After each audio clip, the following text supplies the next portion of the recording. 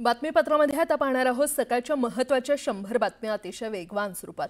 सुरुवात करूयात। सातारा सांगली जिल्ह्यातील नदीकाठच्या गावांना सतर्कतेचा इशारा देण्यात आलेला आहे। कोयना धरणातून दिवसभरात चौथ्यांदा पाण्याचा विसर्ग वाढवण्यात येणार आहे। धरणातून 30,000 क्युसेकने पाण्याचा विसर्ग सुरू करण्यात येणार आहे। राज्यात अहिल्यानगर, नाशिक, छत्रपती संभाजीनगर, जळगाव, नंदुरबार आणि धुळे या जिल्ह्यांना पावसाचा रेड अलर्ट देण्यात आलेला आहे। तर धाराशिव, बीड, पुणे, नांदेड आणि लातूर या जिल्ह्यांना ऑरेंज अलर्ट जारी करण्यात आलाय। सोलापूर आणि सिंधुदुर्गात ऑरेंज अलर्ट जारी करण्यात आलाय। यवतमाळच्या अरुणावती नदी प्रकल्पाच्या पाणलोट क्षेत्रामध्ये मुसळधार पाऊस झाला। पावसामुळे धरणाच्या पाणी पातळीत वाढ झाली असून धरणाच्या 11 दरवाजांमधून 313 क्युसेकने पाण्याचा विसर्ग सुरू आहे। अकोल्यातील काटेपूर्णा प्रकल्पाचे 6 दरवाजे 60 सेंटीमीटरने उघडण्यात आलेले आहेत। धरणातून 296 क्युसेकने नदीपात्रात विसर्ग सुरू असून नदीकाठावरील गावांना सतर्कतेचा इशारा देण्यात आलाय। मुसळधार पावसामुळे कारंजा तालुक्यातील अडाण प्रकल्पाच्या पाणी पातळीत वाढ झाली आहे। या प्रकल्पातील पाण्याची पातळी नियंत्रित ठेवण्यासाठी प्रकल्पाचे 5ही गेट 30 सेंटीमीटरने उघडण्यात आलेले आहेत। या गेटमधून 6324 क्युसेकने अडाण नदीमध्ये पाण्याचा विसर्ग सुरू आहे। त्यामुळे नदीकाठच्या गावांना सतर्कतेचा इशारा देण्यात आलाय। जालना जिल्ह्यातल्या बोडखा बुद्रुक येथील नारोळा नदीला पूर आलाय। त्यामुळे बोडखा बुद्रुक आणि घनसावंगी तालुक्याचा संपर्क तुटलाय। पावसामुळे पुलावरून पाणी वाहू लागल्याने वाहतूक बंद करण्यात आली आहे।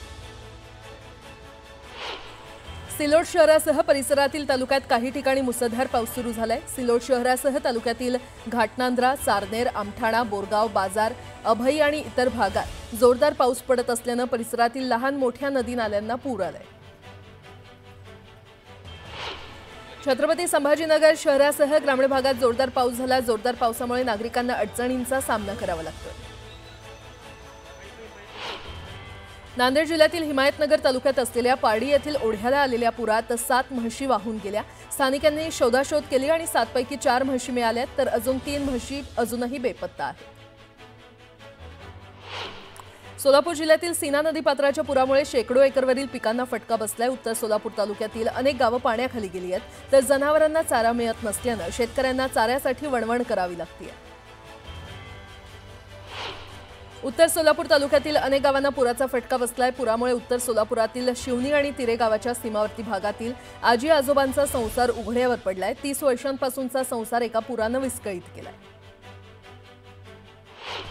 माढा तालुक्यातील उंदरगाव भागात महापूर ओसरल्यावर परत एकदा पाऊस सुरू झालाय। महापुरात स्थलांतरित झालेल्या लोकांना सुरक्षित उंदरगाव येथील शाळेमध्ये ठेवण्यात आले गेल्या 4 दिवसांपासून आणि पुढील काही दिवस नागरिकांना इथेच राहावं लागणार आहे।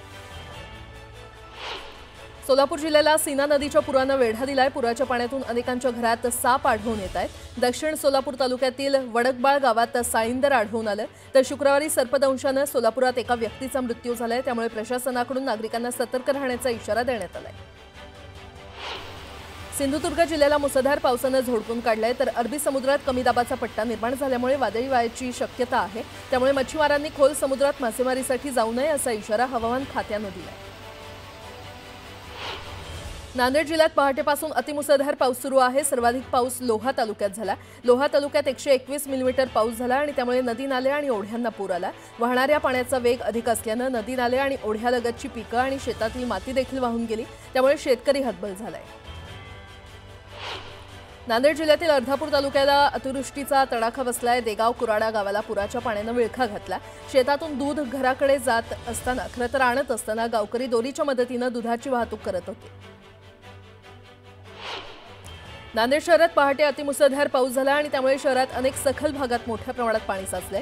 या भागात अनेक नागरिक अडकून पडले, त्यांना बाहेर काढण्यासाठी महापालिकेच्या अग्निशमन दलाकडून बचाव कार्य सुरू आहे।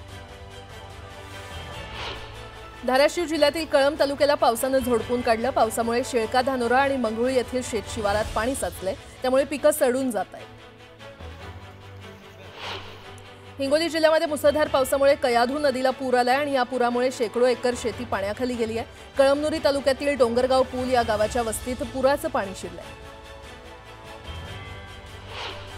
पावसामुळे हिंगोली जिल्ह्याच्या सीमेवरून वाहणाऱ्या पैनगंगा नदीला पूर आलाय। पुराचं पाणी कळमनुरी ते पुसद जाणाऱ्या महामार्गावरील पुलावरून वाहतंय, त्यामुळे सकाळपासूनच या महामार्गावरची वाहतूक बंद झाली आहे। चंद्रपूर जिल्ह्यामध्ये मुसळधार पाऊस बरसतोय। जिल्ह्यामध्ये आतापर्यंत सरासरीच्या 116% अधिक पाऊस बरसलेला आहे आणि पावसामुळे शहरातील रस्ते जलमय झालेत। त्यामुळे विद्यार्थ्यांना शाळेत जाताना कसरत करावी लागते। तर आता उरली सुरली पिकं देखील पावसामुळे संकटात सापडली आहेत आणि त्यामुळे शेतकरी हवालदिल झाले। बीड शहरातील धांडेनगर भागात रस्त्यावरून गुडघाभर पाण्यात पूरस्थिती निर्माण झाल्याची परिस्थिती आहे आणि नागरिकांना घराबाहेर पडणं देखील अवघड झालेलं आहे। सांगली शहरामध्ये पावसामुळे दैना उडालेली आहे। अनेक ठिकाणी घरांमध्ये या पावसाचं पाणी साचलंय। नागरिकांच्या घरात साहित्याचं मोठं नुकसान झालंय।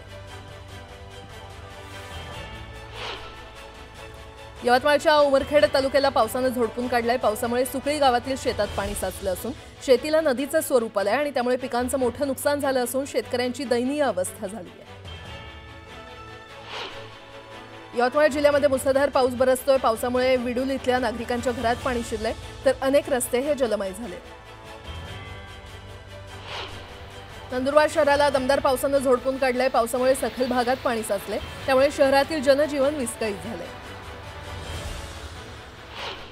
जळगाव विमानतळावर मुख्यमंत्री देवेंद्र फडणवीस यांनी नुकसानग्रस्त शेतकरी आणि नागरिकांची भेट घेतली। नुकसानग्रस्त शेतकरी आणि ग्रामस्थांनी मुख्यमंत्र्यांसमोर आपली व्यथा मांडली। तातडीनं नुकसान भरपाई आणि कर्जमाफी देण्याची मागणी यावेळी करण्यात आली।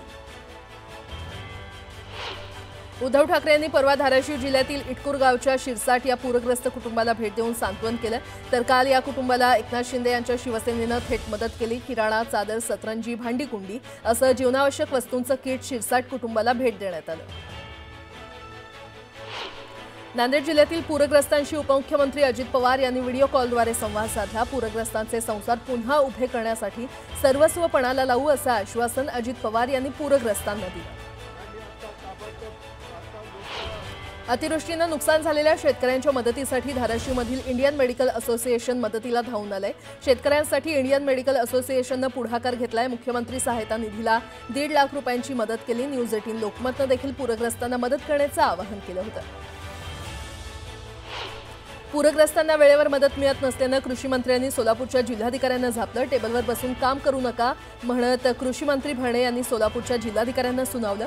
माढा तालुक्यात पाहणी करत अन्नधान्य आणि चारा देण्याच्या सूचना कृषी मंत्र्यांनी जिल्हाधिकाऱ्यांना दिल्या।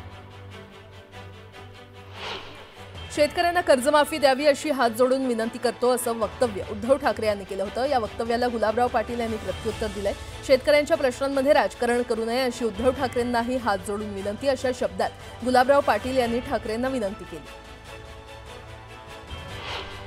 माढा तालुक्यातील वाकावमध्ये महापुरात अतोनात नुकसान झालंय। माजी आरोग्यमंत्री तानाजी सावंत यांचे बंधू प्राध्यापक शिवाजी सावंत हे संपूर्ण महापुरात वाकावमध्येच ठाण मांडून होते।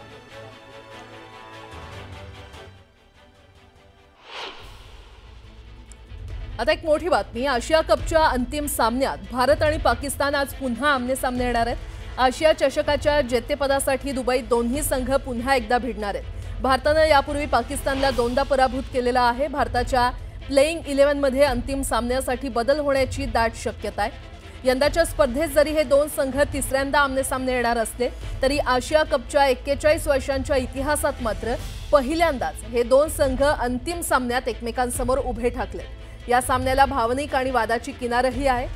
पहलगाम दहशतवादी हल्ल्यानंतर दोन्ही देशातील बिघडलेल्या संबंधांमुळे या स्पर्धेतील या दोन संघांच्या सामन्याला विरोध झाला होता। तसंच आतापर्यंत आशिया कप 2025 मध्ये झालेल्या दोन्ही संघांच्या सामन्यांमध्ये काही वादही झाले।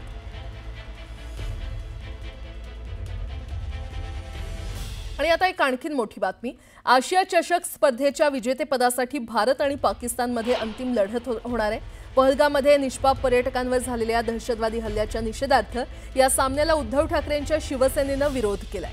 या सामन्यावर बहिष्कार टाकावा अशी मागणी उद्धव ठाकरेंनी केली आहे आणि याच सामन्यावर उद्धव ठाकरेंनी भाजपवर देखील जोरदार हल्लाबोल केलाय।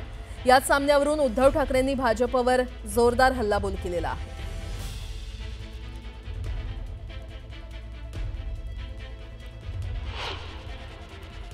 गेले दोन सामने, दुसरा सामना तर कधी झालं कोणालाच कळलेलं नाहीये। उद्याच्या सामन्यावरती सुद्धा सगळ्यांनी माझ्या मते जे जे देशभक्त आहेत त्यांनी बहिष्कार टाकावा। त्याचप्रमाणे जे प्रायोजक आहेत, जाहिरातदार आहेत, त्यांना सुद्धा सांगतो की अरे तुम्ही सुद्धा तुमच्यातली देशभक्ती जरा दाखवा। तुमची उत्पादनं ही आपल्या देशात होतात। तुमच्या उत्पादनासाठी सगळ्यात मोठी बाजारपेठ ही आपला देश आहे। त्याच्यामुळे तुम्ही सुद्धा देशाचा जो शत्रू आहे त्याच्याबरोबर खेळण्याच्या सामन्यावर कुठेही स्पॉन्सरशिप देऊ नका, हे मी त्या प्रायोजकांना सुद्धा आवाहन करतोय.